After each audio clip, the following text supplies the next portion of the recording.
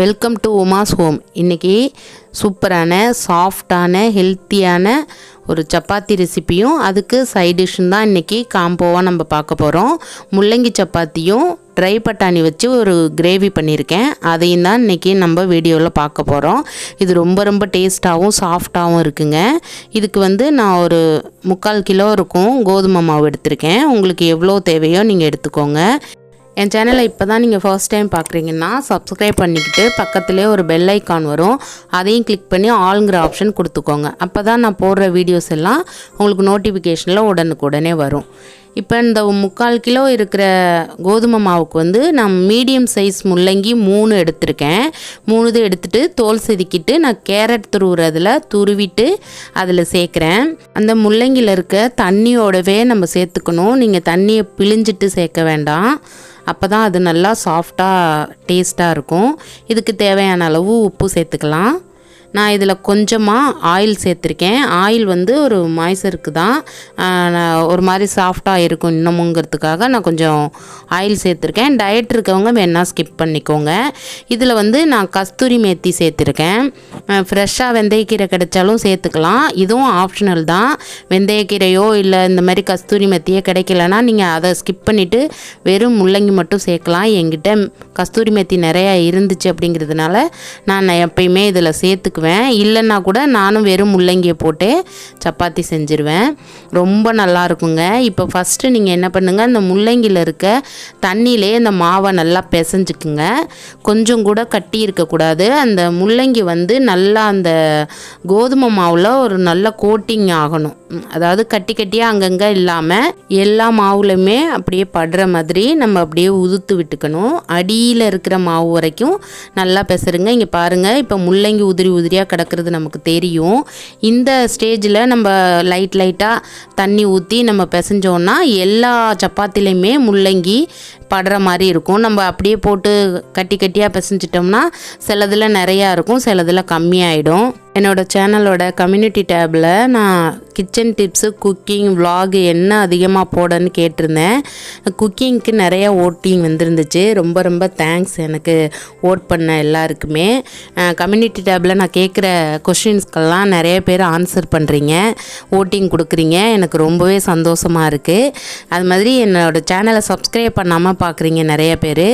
Subscribe பண்ணிவிட்டு பார்த்தீங்கன்னா எனக்கு ஒரு மோட்டிவேஷனலாக இருக்கும். அப்படியே இந்த வீடியோ பிடிச்சிருந்தா உங்கள் ஃப்ரெண்ட்ஸ் அண்ட் ஃபேமிலிக்கு ஷேர் பண்ணிவிட்டு அப்படியே ஒரு லைக்கையும் தட்டி விட்ருங்க. அவ்வளோதாங்க. மாவை கொஞ்சமாக தண்ணி ஊற்றி நல்லா பிசைஞ்சிட்டேன். இப்போ ஒரு 1/2 hour நம்ம அப்படியே ஊற வச்சிடலாம். நெக்ஸ்ட்டு இப்போ பட்டாணி குருமாவை எப்படி செய்யலான்னு பார்க்கலாம். இதுக்கு நான் 2 பச்சை மிளகா, 1/2 மூடி தேங்காய் சேர்த்துருக்கேன். இது கூட கொஞ்சம் சோம்பு சேர்த்து நம்ம இப்போ மிக்சியில் நல்லா நைஸாக அரைச்சிக்கலாம். நான் ட்ரை பட்டாணி தான் யூஸ் பண்ணியிருக்கேன். நைட்டே ஊற வச்சு அவிச்சு வச்சுருக்கேன். இந்த மாதிரி நல்லா நைஸாக அரைச்சிக்கோங்க. இஞ்சி பூண்டு பேஸ்ட்டு கொஞ்சம் எடுத்துக்கோங்க. இதுக்கு 2 பெரிய வெங்காயம் நல்லா பொடுசாக அரிஞ்சு வச்சுருக்கேன். கொஞ்சம் மல்லித்தலை, கொஞ்சம் கருவேப்பிலை, ஒரு 4 தக்காளி பழம் குட்டியாக வெட்டி வச்சுக்கோங்க. ட்ரை பட்டாணிங்கிறதுனால நைட்டே ஊற வச்சு வேக வச்சுருக்கேன். நீங்கள் ஃப்ரெஷ் பட்டாணி கூட இதுக்கு சேர்த்துக்கலாம். இந்த மாதிரி உருளைக்கிழங்க வேக வச்சு இந்த மாதிரி பீஸாக வெட்டி வச்சுக்கோங்க. இந்த குருமா செய்கிறது ரொம்ப ஈஸிங்க. இது இட்லி கூட, சப்பாத்தி கூட, தோசை கூட, இடியப்பத்து கூட எல்லாம் ரொம்ப டேஸ்ட்டாக இருக்கும். கடையில் கொஞ்சம் எண்ணெய் ஊற்றி காஞ்சதும் 2 பட்டை, 2 கிராம்பு, ஒரு இலை போட்டு கொஞ்சமாக சோம்பு போடணும். சோம்பு நான் லேட்டாக தான் போட்டேன். 2 காஞ்ச மிளகா ஃப்ளேவருக்காக போட்டுக்குங்க. அன்னாசி பூ, ஏலக்காய் இருந்தாலும் 2 போட்டுக்கலாம். நான் கருவேப்பிலை போட்டு நல்லா எல்லாம் பொரிஞ்சதுக்கப்புறம் வெங்காயம் சேர்க்க போகிறேன். வெங்காயம் சேர்த்து நல்லா வதங்கினதுக்கப்புறம் நம்ம அடுத்தது இஞ்சி பூண்டு பேஸ்ட்டு, தக்காளி எல்லாத்தையும் 1 by 1 சேர்க்க வேண்டியதான்.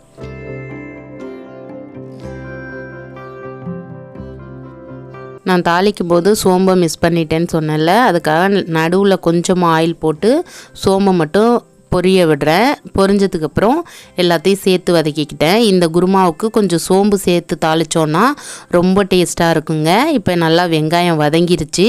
நெக்ஸ்ட்டு நம்ம தக்காளியும் சேர்த்து வதக்கிக்கலாம்.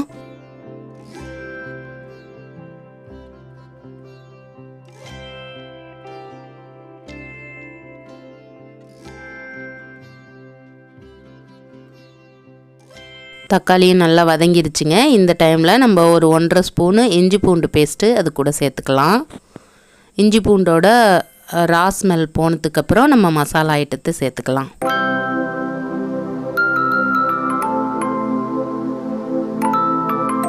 இது கூட நான் குழம்புக்கு சேர்க்குற மிளகாய் மல்லி சேர்த்து அரைச்சி வச்ச குழம்பு மசாலா தூள் தான் 2 ஸ்பூன் சேர்த்துருக்கேன். இது கூட கரம் மசாலா 1.5 ஸ்பூன் சேர்த்துருக்கேன். இது கூட கொஞ்சம் மஞ்சத்தூளும் சேர்த்துட்டு மசாலாவோட ரா ஸ்மெல் போகிற வரைக்கும் நம்ம சாட்டே பண்ணிக்கலாம். பண்ணிவிட்டு லாஸ்ட்டாக கொஞ்சம் தண்ணி சேர்த்து கொதிக்க விட வேண்டியதான்.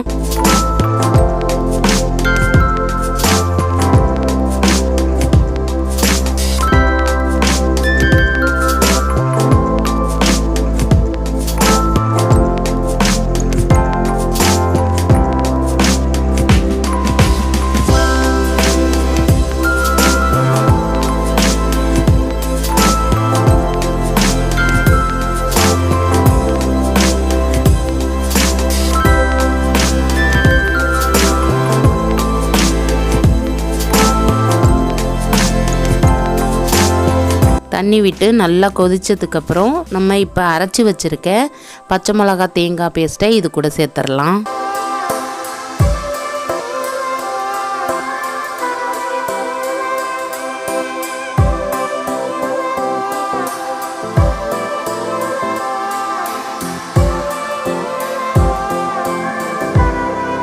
சேர்த்துட்டு இந்த ஸ்டேஜில் உங்களுக்கு இன்னும் கொஞ்சம் தண்ணி வேணும்னா நீங்கள் ஜாரையும் கொஞ்சம் கழுவிட்டு அது கூட சேர்த்து இன்னொரு முறை நம்ம மூடி போட்டு நல்லா கொதிக்க விட்டுக்கலாம்.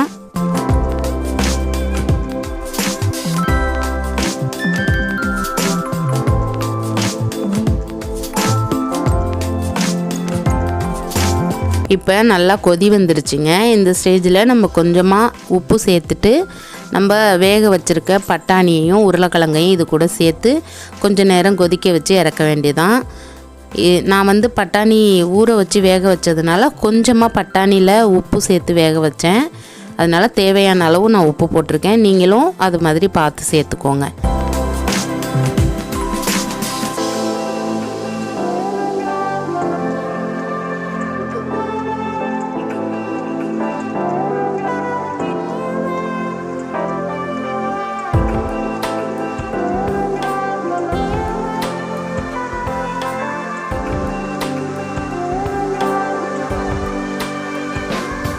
பட்டாணியும் உருளைக்கிழங்கையும் நல்லா சேர்த்துட்டு கிளறி விட்டுட்டு நீங்கள் ஒரு மூடி போட்டு ஒரு 5 நிமிஷம் நல்லா கொதிக்க விடுங்க. அவ்வளோதான் ஃப்ரெண்ட்ஸ், சூப்பராக ரெடி ஆகிடுச்சு நம்மளுக்கு பட்டாணி உருளைக்கிழங்கு குருமா. இது நான் சொன்ன மாதிரி இது எல்லாத்துக்குமே சூப்பரான காம்பினேஷனாக இருக்கும்.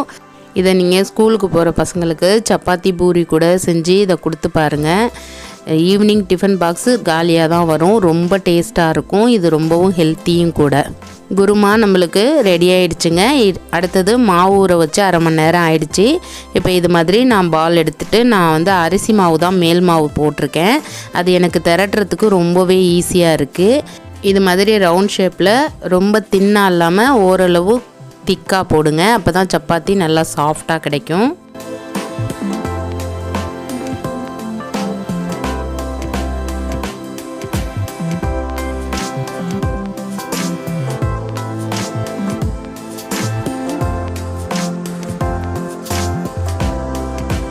சப்பாத்தி போடும்போது தவாவை நல்லா காய வச்சுருங்க. லாஸ்ட் வீடியோவில் நான் இதை சொல்லியிருப்பேன். ஏன்னா சப்பாத்தி ரொம்பவே சீக்கிரமே குக் ஆகிடும். நம்ம தவாவை நல்ல ஸ்பீடில் வச்சுட்டு இந்த மாதிரி 2 வாட்டி பெரட்டிட்டு அது மேலே கொஞ்சம் ஆயிலோ நீங்கள் கீயோ ஏதோ ஒன்று சேர்த்துக்கோங்க.